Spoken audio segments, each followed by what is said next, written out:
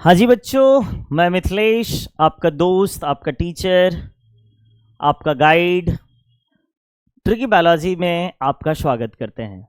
जैसा आपको पता है कि नीट के एग्ज़ाम की प्रिपरेशन और बीएससी नर्सिंग के लिए मैं रिवीजन करा रहा हूँ। मैं आपको बेहतर से बेहतर पढ़ाने की कोशिश कर रहा हूँ। जो हमारा टॉपिक चल रहा है स्केलेटल सिस्टम। बच्चे, स्केलेटल सिस्टम में हमने आपको पिछले क्लास में बताया था कि स्केलेटल सिस्टम दो तरह के होते हैं। स्केलेटल सिस्टम हमारी बॉडी के अंदर अगर स्केलेटल सिस्टम को बांटे तो दो तरह से होगा। एक का नाम देंगे एक्सोस्केलेटल और दूसरे का नाम देंगे एंडोस्केलेटल। तो अपने अंदर जो बात करें कि ये जो हमारा एंडोस्केलेटल होता है बच्चे, ये दो तरह के होते हैं। एंडोस्केलेटल यानी दो पार्ट में बटा होता है। एक का नाम देते हैं एक्सियल और दूसरे का नाम देंगे एपेंडिकुलर। एक का नाम देंगे एक्सियल और दूसरे का क्या नाम देंगे, एपेंडिकुलर नाम देंगे। तो एक हुआ एक्सियल और दूसरा हुआ एपेंडिकुलर। ये पढ़ा चुके थे, जिसमें एक्सियल में हमने आपको क्रेनियम पढ़ा दिए थे और क्रेनियम के साथ साथ मैंने और भी आपको पढ़ाया था, क्रेनियम, फेशियल और ईयर बताए थे। आज हमारा टॉपिक है वर्टिब्रल कॉलम। देखिए बच्चे, यहाँ से मैंने टॉपिक पहले लिख डाला है, वर्टिब्रल कॉलम। तो बच्चे मैं आपको बताऊं कि वर्टिब्रल कॉलम क्या है। तो जो रीढ़ की हड्डी जिसे हम बोलचाल की भाषा में कहते हैं वही है वर्टिब्रल कॉलम। और ये वर्टिब्रल कॉलम ये हमारा वेंट्रल साइड है और ये पीछे वाला साइड हमारा डॉर्सल साइड है। तो ये जो वर्टिब्रल कॉलम होते हैं वो डॉर्सल साइड में होता है, जो ब्रेन से शुरू होता है और अपने थॉरेक्स एब्डोमिनल होते होते लोअर पार्ट तक ये ट्रैवल करता है, जैसा कि देख रहे हैं। अगर हम वर्टिब्रल कॉलम की बात करें तो जो हम जब हम कहाँ थे, जब हम लोग एम्ब्रायोनिक स्टेज में थे तो ये 33 होता था। लेकिन अगर हम एक एडल्ट के अंदर बात करें तो इसकी संख्या 26 होती है, जिसमें सर्वाइकल 7 होता है, थोरेसिक 12 होता है, लंबर 5 होता है और ये मिलकर के पांचों मिलकर के एक हो जाता है सेक्रम और एक हो जाता है कॉकिक्स। जो हमारे एम्ब्रायोनिक स्टेज में जो 5 था वो फ्यूज होकर एक हो गया और कॉकिक्स जो 4 था वो जुड़ के कितने हो गए, एक हो गए। देखिए बच्चे, उसी की जानकारी के लिए अगले स्लाइड पे चलते हैं। तो जरा देखिए, इस स्लाइड में आप देख रहे हैं वर्टिब्रल कॉलम, रीढ़ की हड्डी।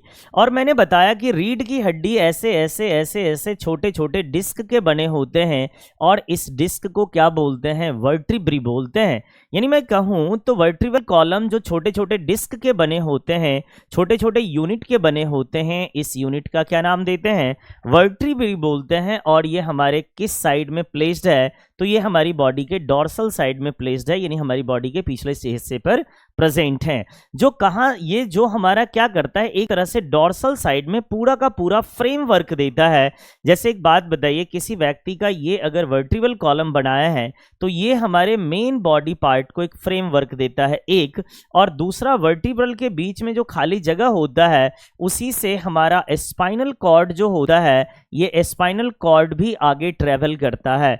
तो जरा देखिए अगले लाइन में क्या लिखा हुआ है। अगले लाइन मैंने लिखा है, it extend from the base of अस्कल, ये अस्कल के बेस से शुरू होता है, and constitute of the main framework of the trunk, जो हमारा जो बीच वाला हिस्सा है, पूरा का पूरा ट्रंक जो है इसको ये एक तरह से सपोर्ट करता है।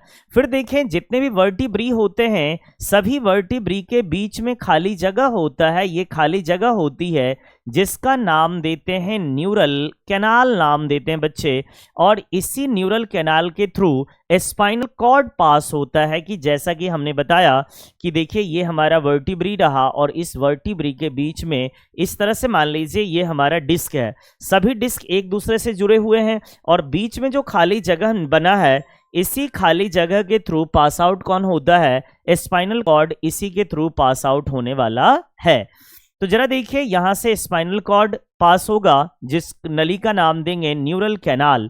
अब देखिए, अभी मैंने आपको बताया कि अगर हम बात करें एडल्ट की, अगर हम एडल्ट की बात करें तो एडल्ट के अंदर ये डिस्क की संख्या कितनी होती है, 26, जिसमें सर्वाइकल जो होता है हमारा गर्दन वाला हिस्सा है, ये गर्दन वाला हिस्सा जो होता है इसकी संख्या, इस डिस्क का नाम देते हैं सर्वाइकल, जिसकी संख्या कितनी है, 7।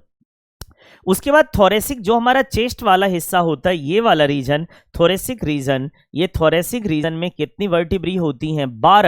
12 होती हैं। उसके बाद जो पेट वाला हिस्सा में ये जो होता है हमारा, इसको बोलते हैं लंबर, लंबर की संख्या 5 होती है। और सेक्रल जो फ्यूज होके एक बनाती है, लेकिन रहता कितना है? ये पहले 5। और कॉक्सल भी एक ही बनाता है, जिसकी संख्या रहती पहले कितनी थी? जिसकी संख्या पहले रहती थी कितनी भैया? 4। वो मिलके हो गया 1। यानी इस तरह से आपने देखा। तो इसका फॉर्मूला हम क्या लिख सकते हैं?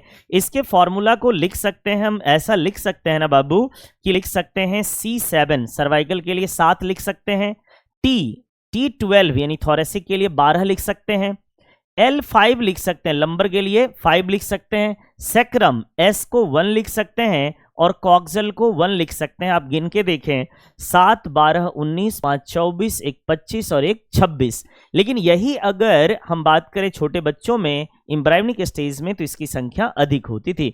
फिर यहां से देखें, अगर हम बात करें जितने भी मैमल्स हैं, जितने भी मैमल्स दूध देने वाले प्राणी हैं, जिसमें भी मैमरी ग्लैंड है, उसके गर्दन में सर्वाइकल बोन की संख्या 5 होगी। चाहे वो ऊंट रहे, चाहे वो जिराफ रहे, चाहे वो आदमी रहे या चूहा रहे, सर्वाइकल का निश्चित संख्या होता है 5 ही इसकी संख्या होती है। वही लाइन लिखा है, जितने भी मैमल्स होते हैं सभी के अंदर सर्वाइकल की संख्या कितनी होती है? 7 होती है। भले उसके सर्वाइकल की लंबाई ज्यादा हो या कम हो, कोई फर्क नहीं पड़ता।